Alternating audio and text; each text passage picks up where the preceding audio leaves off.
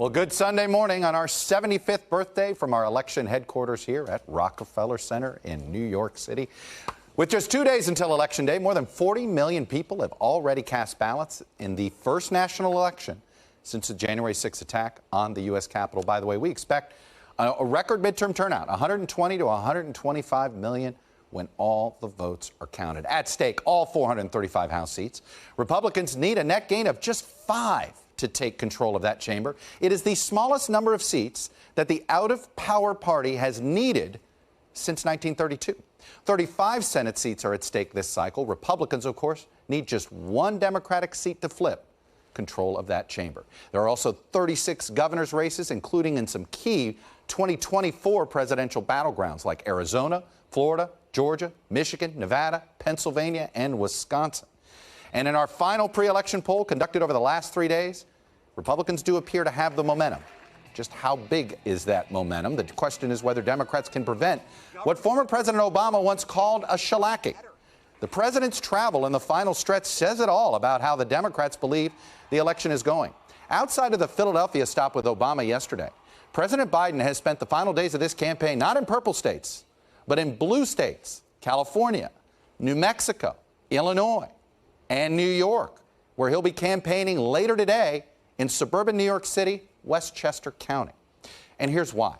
Biden's job approval rating sits at 44% in this final NBC News poll. By the way, all-time low with independents. His approval rating is just 28%. And let me put this in context for you. What does a job rating mean? Some people believe it's the single most important indicator to understand where a midterm election is going.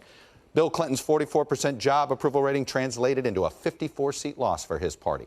A 45% job approval rating for President Obama in 2010 translated to 63 lost House seats. 46% for President Trump, 40 House seat loss for his party.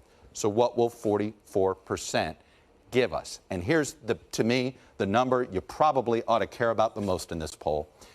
The state of the U.S. economy. 81% tell us they're dissatisfied. This is the second highest number we've ever recorded. The last time it was this high was just before the 2010 election, and you know how that one went. All right, the generic congressional ballot here, we have it dead even, 47-47. It's a slight uptick for the Republicans from 2 weeks ago when it was 47-46. Here's something to keep in mind. Essentially, a tie race probably gives the Republicans the 5 or 6 seats they need. For every percentage point that they lead the Democrats, that's probably anywhere from another 5 to 10 seats that would be added to their total. Just something to watch for on election night. All right, this is key, and this is something that should make Democrats relieved this weekend. Interest in this election, enthusiasm. Democrats have now matched the Republicans dead even. In 2018, they had a slight lead. And, of course, the Democrats had the better night. But let me go inside the numbers and why there's still some warning signs here for the Democrats. There are 2 enthusiasm numbers in particular that I want to highlight here. African-American voters and young voters. And as you can see, remember, Democrats had a good night in 2018. And right now, African-American voters are not quite at their 2018 levels, and young voters are not quite at their 2018 levels. But look at seniors.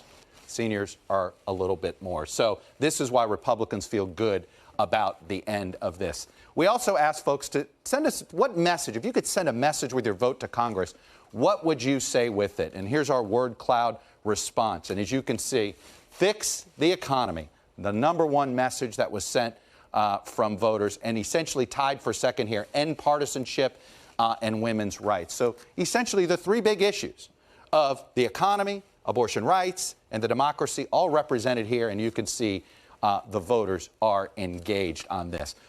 By the way, given what happened to Paul Pelosi, we asked voters about the current climate of political violence. Voters are now more likely to view our political rhetoric as an important contributing factor, rather than seeing what happened as some isolated incident.